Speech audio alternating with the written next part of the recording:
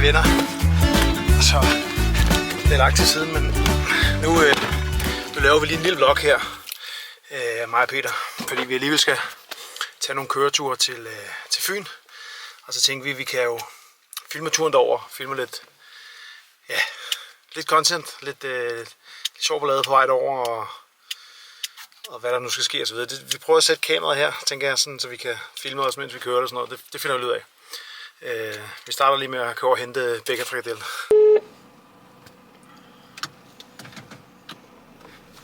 Hvad skal der? Hallo, sir. Hvad hedder det? To ting.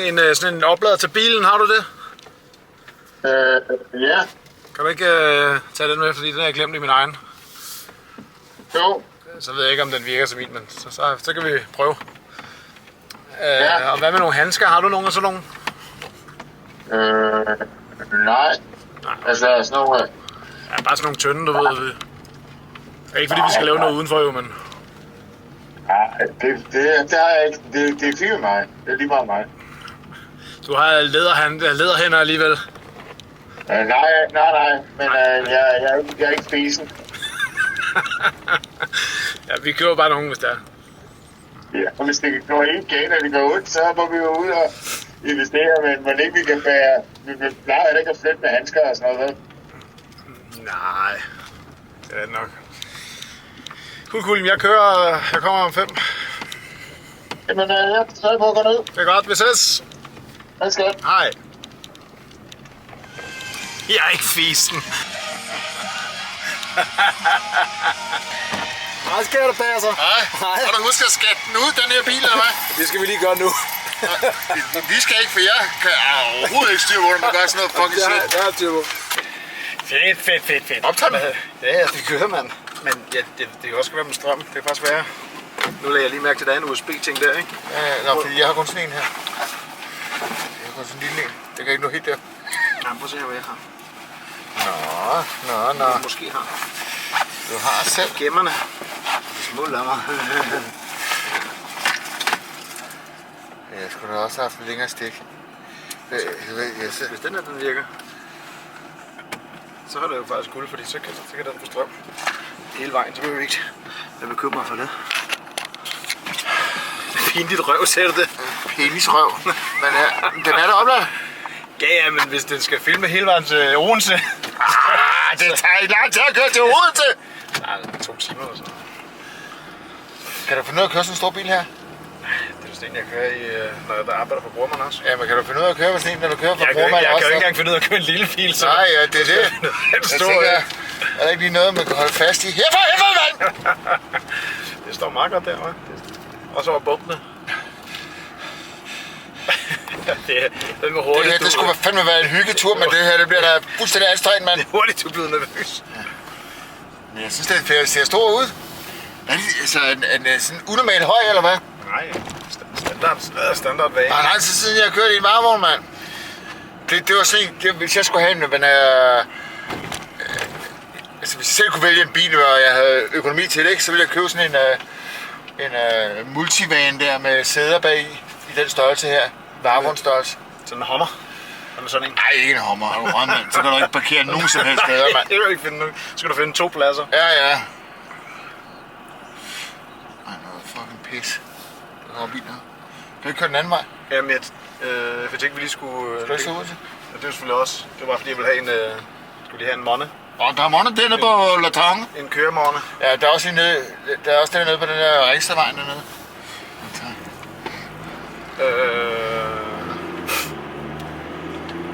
Ja, kommer der en længere ned, eller hvad? Ja, der kommer. Ja, men jeg ved ikke, om der er et kryds dernede og sådan noget. Det er jo op til dig, Vi tager den her. Det ved jeg nu. hvor sikker du er i dit kørsel. Det er ikke ret sikkert. Nej, men har du proppet skat på den? Nå ja, det bliver jeg sgu da aldrig færdig med. Nej, fordi det... Det er sikkert dig, der afbryder mig. Men jeg er vant til at være syndebuk. Det er godt. Du kan lige sidde og underholde vores fans, mens jeg går ind og køber en monne. Ja. Må du godt drikke sukker, når det er fredag? Ja. Vil du helst have en sukkermonne? Ja, det er fredag, ikke? Ja, jeg ved ikke, jeg smager dem aldrig, så jeg ved ikke, om de er gode. Så skal du smage gode. Så prøv at se, de røde kinder. Selv du skal på tur. Nu sidder han helt sikkert, når han sidder og den her, han ved ikke, hvad til nu siger, Benja, tissemand, tissemand, tissemand. Så får han en griner. Eller det tror jeg. Det ved jeg selvfølgelig ikke. Det tror jeg. Ligesom når jeg snakker til hans mobiltelefon, eller til hans telefonsvar, så går jeg også bare selvsving, så sidder jeg og snakker, og så griner jeg min egen jokes. Man er narcissist, hvis man griner af sine egne jokes. Jeg synes, at jeg nogle gange synes, jeg er skideskæg, så jeg skruer ned for musik, så skal jeg lige grine mig selv. Nu griner jeg mig selv igen. Men vi skal på tur. Det der, han har købt hus derovre på sådan noget tvangsration. Og så skal vi rydde det op. Det er lidt hårdt nogle gange, fordi at folks ting er i huset jo. Så det kan godt være sådan lidt men Jeg sidder og bagtaler mig. nej, jeg fortaler dig. Jeg købte en med sukker, en uden sukker. Ja, jeg fortaler dig. Det er godt. Er det alt sammen til mig? Nej, det er sgu da. Hvis det ligger på min jakke, så er det mit. That's a rules of engagement. Er det ikke et armlæn der? Et hvad? Et armlæn? Nej, det er svært, du. Jeg går ind til chaufføren. Ja, så her. Ja. Ej, Peter. Ja. Det bliver mere her. Den er fucking horse dick. They call him the little horse. Hvor fanden kan vi lægge det med hende af? Det skal ikke rulle sådan rundt, vel? Hvad er det her for noget? Er det med eller uden sukker? Den er uden den der, men den er også god. Er den også god? Ja, det siger du. Du har det der med sukker, ikke? Det er punchen. Men jeg havde desværre ikke Pacific Punch. Jeg køber ikke Monster mere, jo. Hvorfor ikke det? Det er amerikansk. Ja. Nej, det er derfor, jeg er blevet lidt vild med Red Bull. Men, Ikke almindelig Red Bull, vel? nej, ikke almindelig, men der er en også med noget sødt i. Og sådan noget. Men det er bare det er mindre størrelser. Jeg synes nu godt, det er lidt voldsomt.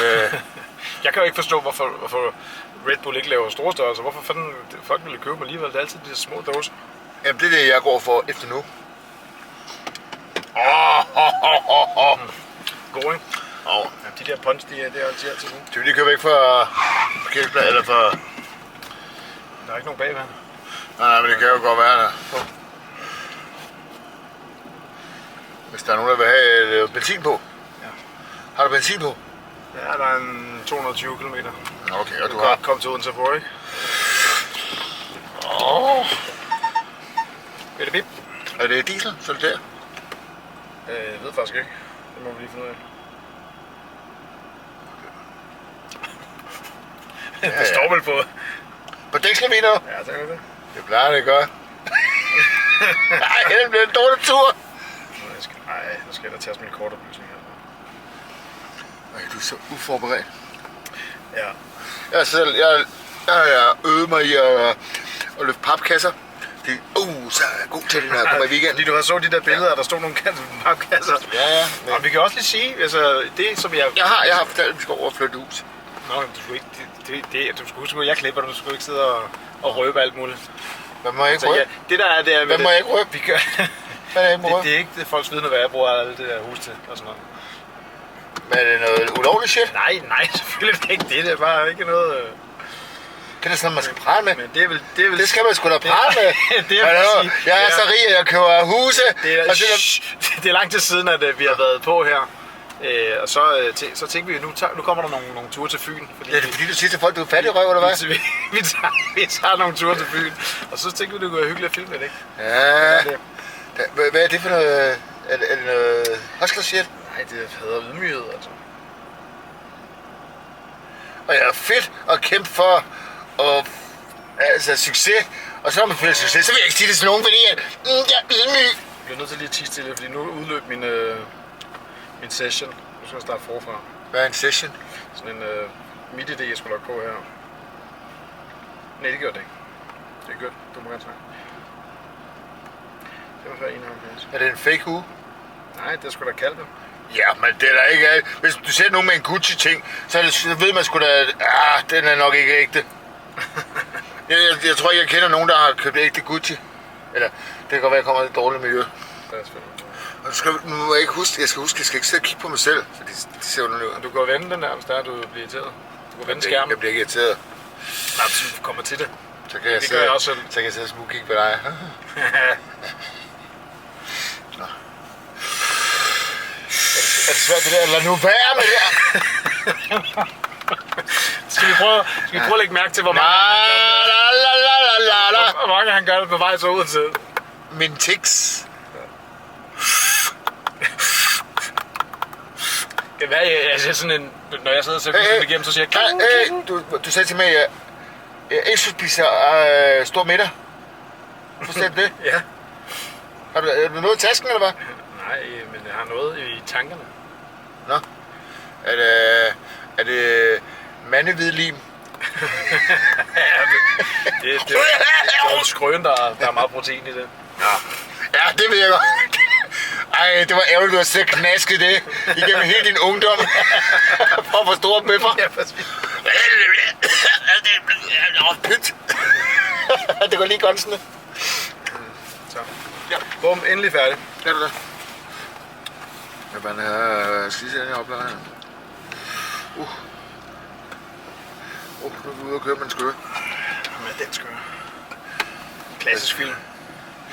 Det kan være med lang tid at se den også. Ude og køre med en skøre. Ja. Der var også en anden, som der... Ja. Kan du huske det der med gyserfilm, vi har snakket om? En anden videoidé. Vi skal se en gyserfilm, og så reagere til den. Ja. Fordi du er sådan en bangebuks. Ja, det er ikke noget bangebuks. Det der bare... Altså... Det er blevet bedre. Jeg ser Alle du er begyndt at se lidt. Ja, men min datter, hun er helt crazy med gyserfilm. Men altså, jeg synes bare ikke, at... Det var en meget sjov video, tror jeg. Skal du nok skynde dig? Åh nej. Ellers så kan du køre den anden vej. Ellers så skulle jeg bare køre, som jeg nu vil køre. Det er bare ud foran alle sammen.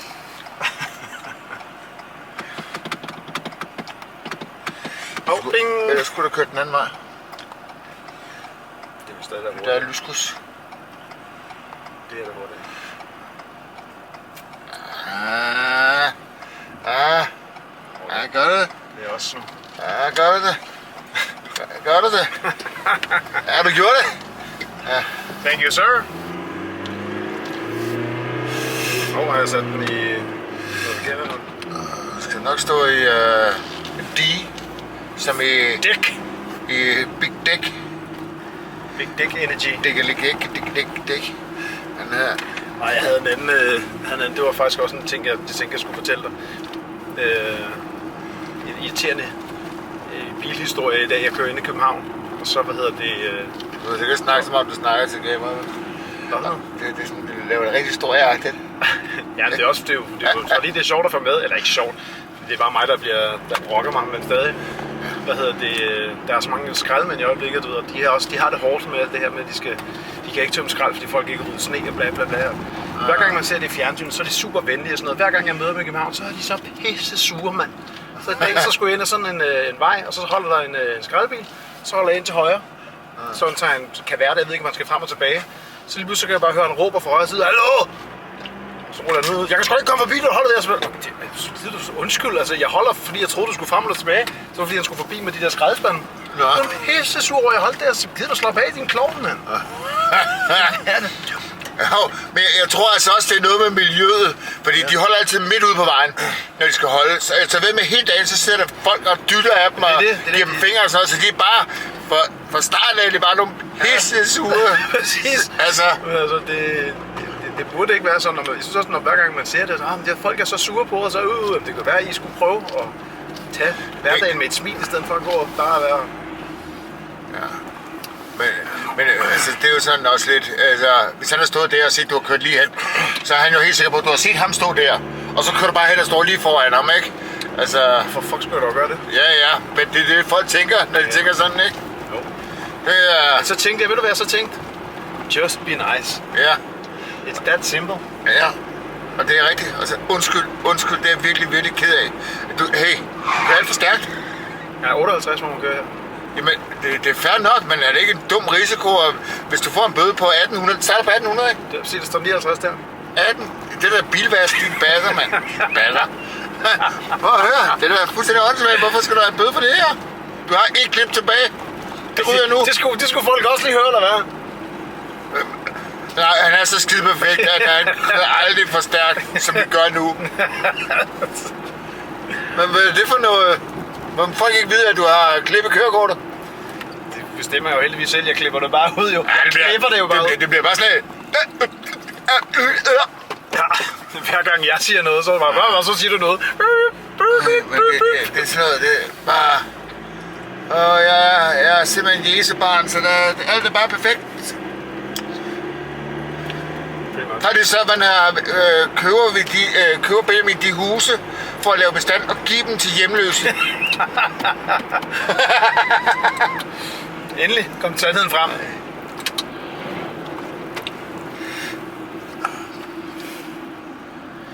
Man skal bare... Ved du, din bil? Den var hurtigt, den blev nøflet, var? Min er hurtigere. Er den der? Ej, nå, det må nok heller ikke sige. Nej. Det er den rigtig hurtig.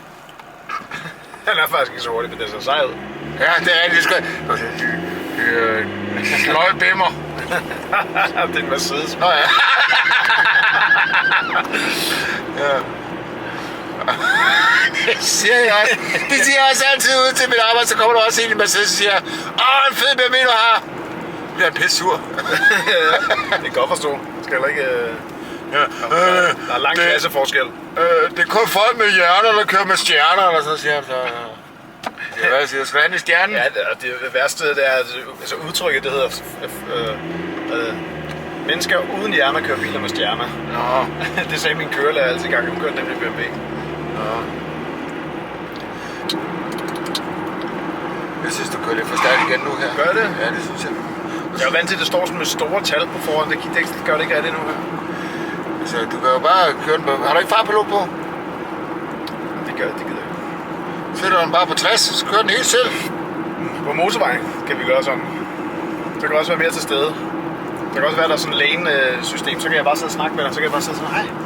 Nej, det er jeg så ikke så glad for. Nå, okay. Jeg er rimelig utryg ved at køre med dig i forvejen. For fucking røv af helvede, Ben, ja. Røv af helvede. Ja, det er ligesom den der med ham, der går i sneen der. Ja. Lorteland! Lort! Pisse! Lort! Så når jeg også begynder at snakke. Ej, de er så gode, det med, hva'? Lige så snart der kommer sukker i, så er det altså noget bedre, Ben, jeg der. Kan lige lidt ekstra, ikke? Men den allerbedste, og det er også den, som der vinder vores konkurrence, vores gamle YouTube-video. Når link her. Den, hvor vi smager Monster. Ja. Der vinder Pacific Punch, og den er der ikke med i Danmark. Jamen.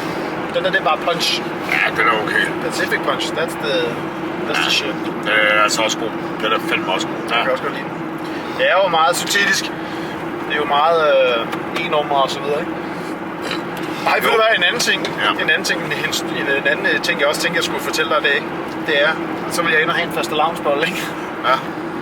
Har du hørt alt det der postyr, der er med ham der, med den der fastelavnsbolle, de har i lavkagehuset med, at den er blevet taget væk, fordi der var for mange e-numre i og sådan noget? Og det er den stakkels kendisbager, der han har lavet sådan en fastelavnsbolle i samarbejde. Jo. Den smagte pisse godt. Ja. Den eneste fastelavnsbolle, der var overtrukket med chokolade og sådan noget, nu er de fjernet, fordi der var en eller anden influencer, der fandt ud af, at der var for mange e-numre i. Hold nu kæft, mand. Sidder der og spiser din blandt selvslæg med 100.000 med en fastelavnsbolle for lavkagehuset, der må ikke være e-numre i. E-nummer, det er jo... Det er da sgu da i alting, mand. Jamen, det er det, jeg mener, altså. Så det stakkels mand, altså. Han prøvede bare at lave en fed bolle. Den var skide god. Ja, det kunne jeg godt forestille mig. Han var eddermame også god i det der bæren der... Bagdysten, ja. Men det så det ikke, men jeg ved godt, det der kommer fra. Ja, jeg så den der var bare sådan noget talentunge, mand. Ja, der var også sådan en 17-årig dreng på et tidspunkt, men 16-årig dreng eller sådan noget derinde. Der var også vand, men hvor at... Han er bare hele livet gået og ventet på, at han lige blev gammel nok, så han kunne være med i bagedysten. Og han er sådan helt skab derhjemme, fyldt med bageting og sådan noget. Det er bare hele hans hobby, hele hans liv, du. God hobby. Ja, så bliver han... altså, jeg tror også, at han bliver også syret til. Det kan være, det egentlig er ham der. Det ved jeg ikke. Ja, han var i hvert fald ikke særlig gammel. Nej. Stadig en young gun. Han var pisse dygtig, mand. Er det radioen, der står og kører lidt i baggrunden? Det kan godt være, så vi skal slukke på det. Enten slukke eller skrue, fordi... Der er nok rimelig meget støj i forvejen med den her PS-bil.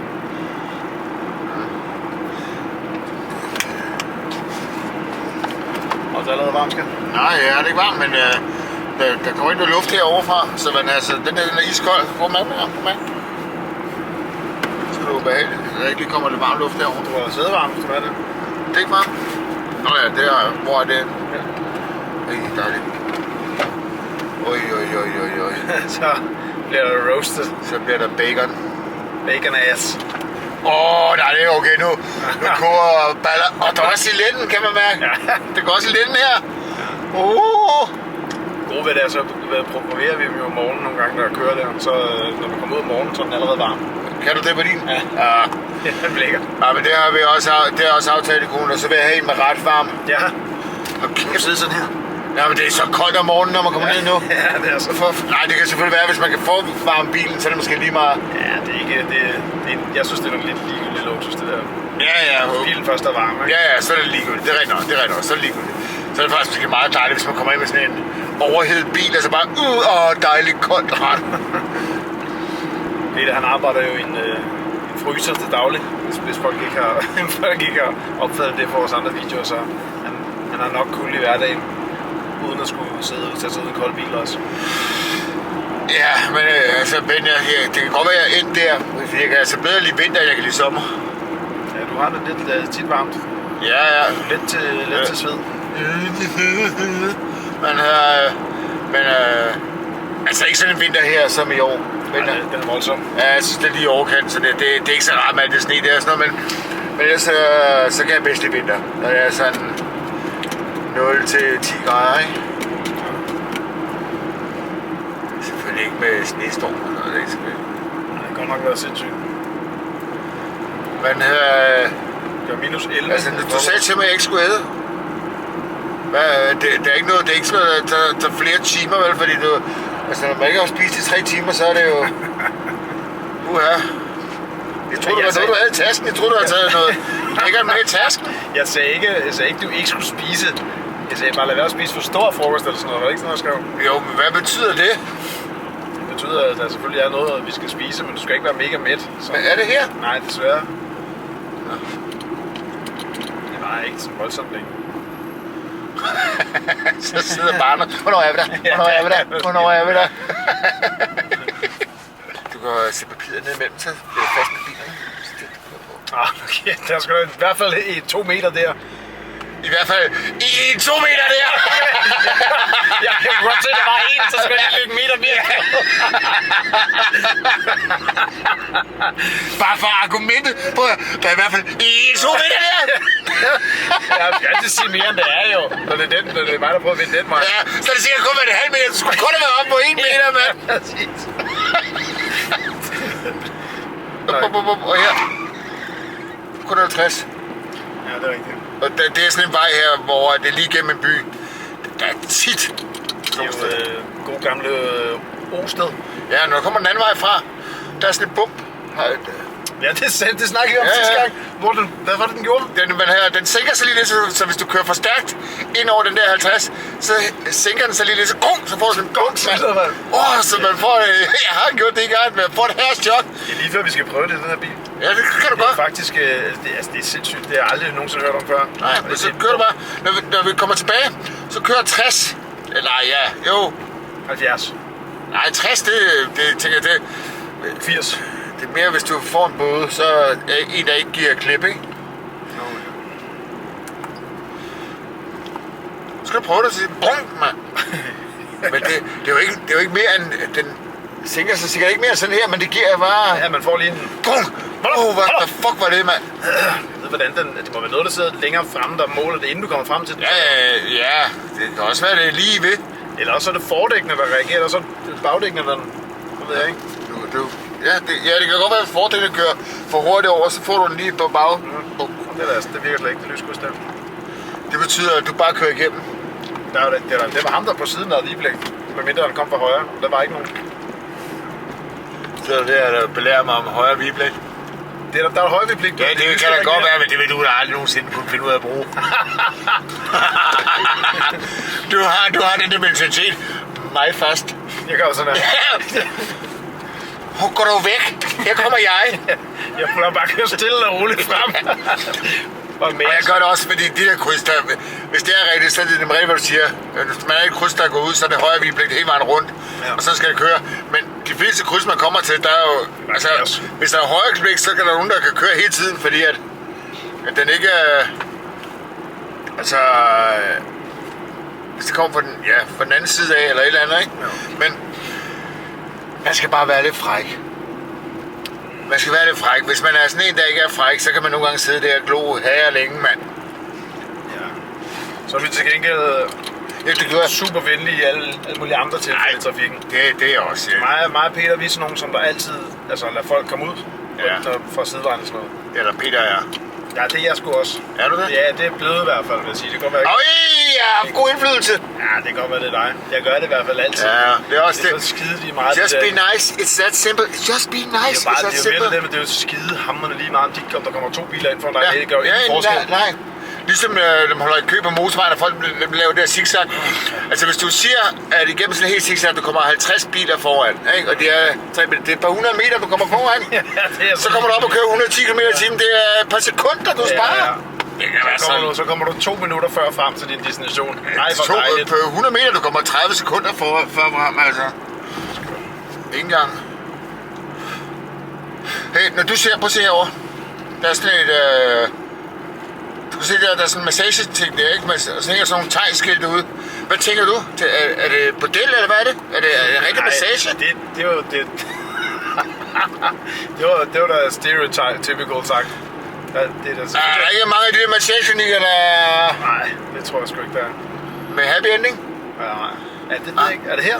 Ja, det er og over på den anden side. Det er det der, glunk. Er det kun på den ene side? Ja, det er kun, når du kommer den vej fra. Inde i byen, Ja, nu går du ud af byen jo her, ikke? Jeg tror, at de fleste af de der steder der vil de blive fornærmet, hvis du forventer en happy ending. Nå, jeg lå sådan en thai-massage nede ved Goldsvej, det var jeg boede, og der kan jeg huske, at min nabo han altid sagde, at han skulle have 40 minutter på ryggen, og så 20 på fronten. Nå. 20 minutter alligevel. Det kan godt være, det bare var en joke, eller også er han bare eller mere dygtig end jeg i hvert fald. Ikke dig. 20 minutter, det er for lidt. 58 minutter på ryggen og 2 minutter på front. Ja, det er nok det, jeg er omkring. Jeg skal bare se patter. Det var så det. Dem har de så heller ikke. Skal jeg betale for det? Så mange store, altså så mange af, hvad jeg sige. Nej, det kan godt være, at det er rigtig... Det er rigtig sådan noget stereo. Ja. Det er jo ikke for at sige... Det er jo... Men jeg tror, at de her thai-massage, jeg har altid set et udtryk for, at det er massage, altså... Ja, massageklinikker, men det er bordeller. Det har jeg altid. Jeg vidste, jeg har aldrig fået massage. Ikke udover konemassage. Koppermassage. Se alle, det ser helt julet ud med alle de der grantræer med sne på. Jeg tror også, det er det, de er til. Jeg tror du bare hele den der mark, de er bare sådan en gang om året sælger juletræer? Jeg kunne forestille mig, at nogle af dem, du kan se, de er lidt større, det holder vel lidt længere, ikke? Jeg tror, det i hvert fald det er juletræer. De bliver jo klippet, og så står de på de der boder, der står ude ved supermarkedet og sådan noget. Det er nok, hvis der er en hel business kun til det, agtigt. Ja. Der er sådan bare sådan nogen, der kun sælger det.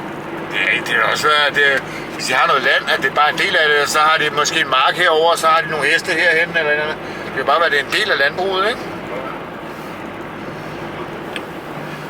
Ja, du giver... Ej, det ved jeg ikke. Det er fandme mange træer, du skal sælge, hvis det er det eneste, du har, ikke? Men du kan godt se, hvis du har...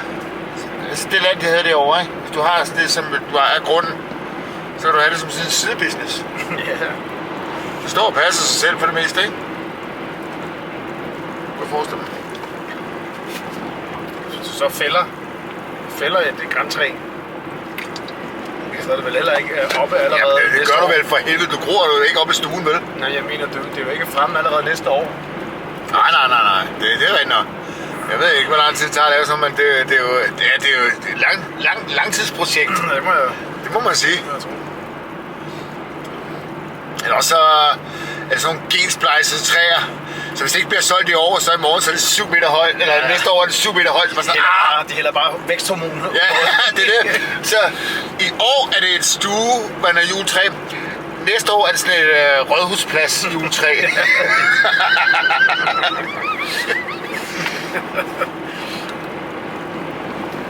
Kan de godt tillade sig at tage lidt mere for. Ja. Det venter de herude. Ja, det ved jeg sgu ikke. Det er nok sådan noget... Jeg ved ikke, træspecialister, det er sikkert noget helt andet. Man bruger til sådan noget rådhusplads og sådan noget. Jeg tror ikke bare de der små juletræer, jeg tror de simpelthen er dem store, det bliver sådan stort, som dem der, man ser på rådhusplads. Jeg tror ikke, det er noget andet slags, en anden slags græn. Det skal vi ikke gøre os klog på. Nej, pas nu på, at du ikke siger noget dumt, ikke? Det skal jeg nok gøre. Lad mærke til, der kommer lige en. Ja, nu kan du bare tage på, synes jeg. Ben, jeg får røv, mand. Ben, jeg får røv. Hvad er det for en mærkelig måde at sige?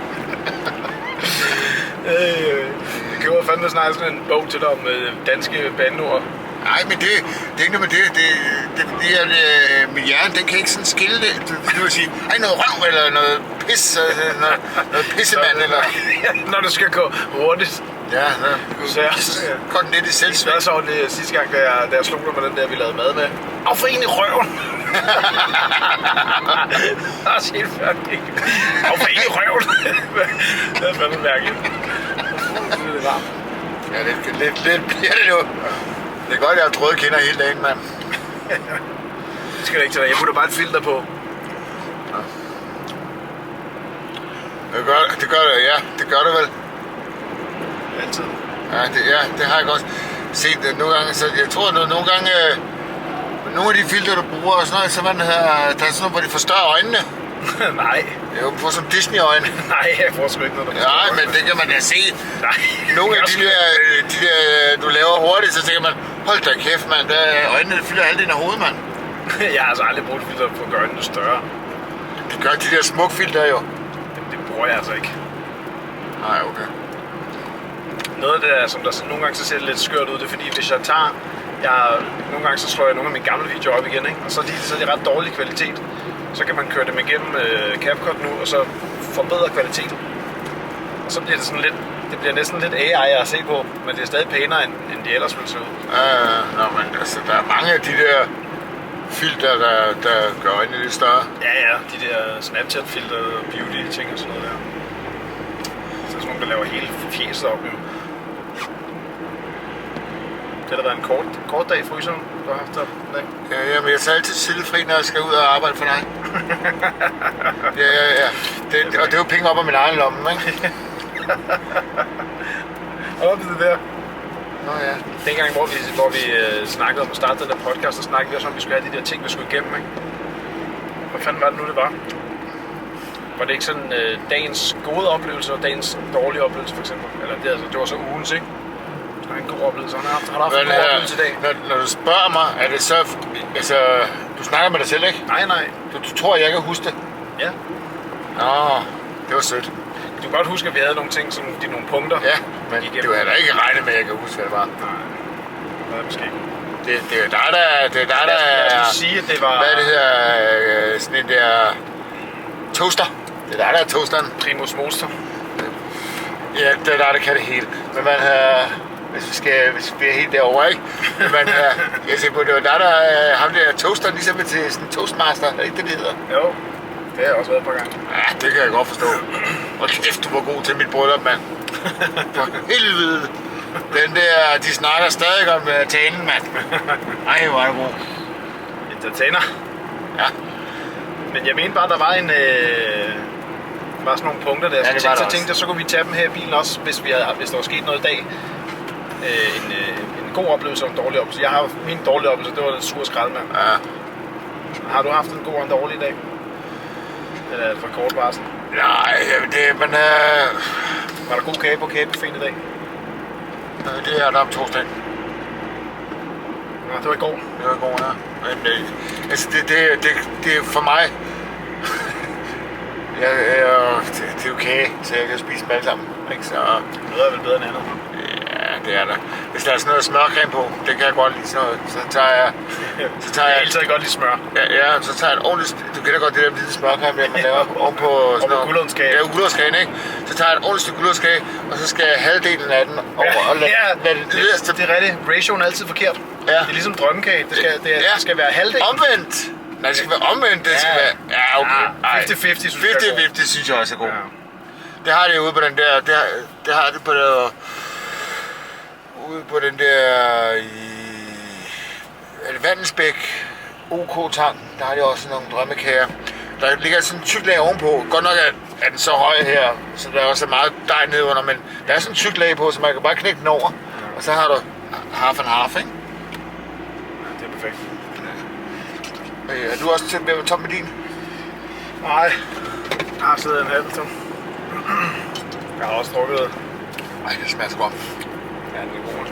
Altså, når der er sukker i sodavand, det giver altså lidt noget andet. Ja, jeg skulle lige ved at sige, men det er også kun med Pepsi eller med cola, fordi der har jeg drukket så meget light og Max nu, at den rigtige cola, det smager forkert. Jeg vil hellere have en Max. Ja, en Pepsi Max? Ja. Ja, det kan jeg godt. Der er også noget ved Pepsi Max. Der er et eller andet i den, der gør, at man bliver afhængig af den. Heroin. Jamen, det tror jeg, fordi at... Billig. Indtil jeg fandt ud af, at jeg ikke kunne tåle aspartam, der drak jeg 2 liter af dem om dagen, Pepsi Max. Det var virkelig... Jeg skulle have mit Pepsi Max. Det er fandme en god sodavand. Ja. Og altså... Bare bedre end normal Pepsi og normal cola, synes jeg. Ja, efter sin tid, jamen det er ret. Det er godt, mener man. Du kunne næsten ikke engang nå at sige noget, før der blev grønt, hva'? Nej, men du vidste ikke, der blev grønt. Det gør der da altid efter grønt pil. Ikke endnu ved Burger King. Der er det omvendt.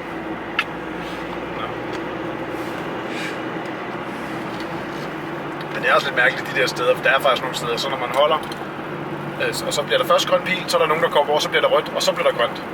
Altså dem, som der bare sådan, hvis man ved, der bliver grønt lige efter, hvorfor skal man så stoppe? Ja. Skal man ikke bare fortsætte?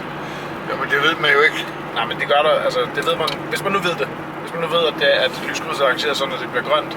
Først grønt pil, så går det lige et par sekunder, hvor det er rødt, og så bliver det grønt. Ja. Hvad skal de der sekunder gøre godt for? Ja, så er det dumt, at den ikke går lige over i. Jamen, det er rigtigt. Jeg føler også, det er dumt, at folk stopper. Jamen, jeg stopper, for jeg ved jo ikke, om den bliver grønt. Det gør den ikke. Det gør den ikke med Burger King. Du kender det. Ned til motorvejen. Efter grøn pil, der bliver den rød, fordi så kommer de andre. Ja. Ikke? Så det er jo ikke sikkert. Hvis det var 100% sikkert, så kan jeg da godt forstå det. Det er det i hvert fald nogle steder. Jeg synes aldrig, at du kom med den der gode oplevelse, du har haft.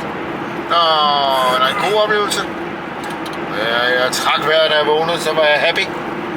Det var en gave. Fordi du skulle på tur? Ja, det var faktisk så... som sagt, så var det... Det kan godt, at vi skal over og lave noget, men det er ikke sådan, jeg betragter den her tur. Det er, vi er på vejen igen. Mig og min bedste ven er på vejen igen. Vi skal over og have det sjovt og drikke noget monster. Mig og min bedste ven er på vejen igen. Og for helvede. Jeg sidder her. Det er også irriterende, den er så kort. Det kan ikke se, jeg bliver nødt til at sidde med sin knæ helt op, at den for den kan ligge og lade. Den er ikke ligger sådan her, mand. Skulle det være sådan lidt gesims her, eller så? Men er der ikke sådan nogle gange sådan en kophold, man kan trække ud der, ikke? Nej, det er det. Hvad hvis du sætter den? Kan du sætte den ind i den her? The engineer! Det skal bare være slukket. Jeg skal lige vente der. Ej, det passer lige, hva'? Jeg sad jo sidste gang, jeg fløj. Jeg har sådan nogle rutineret flyver. Så sad der sådan en gut med sin telefon, så sådan, med venten og gjorde ved. Og så kan jeg huske, at jeg engang så sådan en trick, at hvis du har cover på din telefon, så kan du bruge dit boardingpass til at sætte ned bag coveret, og så den anden ind bag det der flap. Altså, hvor du lægger ned dit bord på flysædet, ikke? Så har du boardingpasset under dit cover, og resten ind under sædet, så kan den hænge der, telefonen, så du kan bare hænge, så må du ikke sidde og holde den. Så sagde jeg, prøv lige at give mig den, kan jeg vise dig noget. Ja. Og der lyder meget asiatisk. Ja, Han var slet ikke asiatisk. Ni hao!